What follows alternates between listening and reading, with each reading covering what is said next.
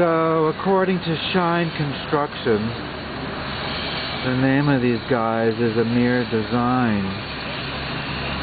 But, when I tried to look up the name of the company, I get a 411 number.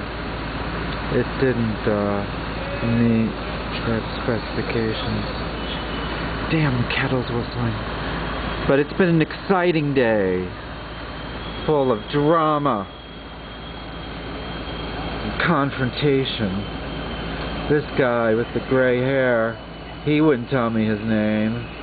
And none of these poor underpaid workers would even tell me the name of the company they're working for, which from what I understand is Amir Designs. But that's not right, because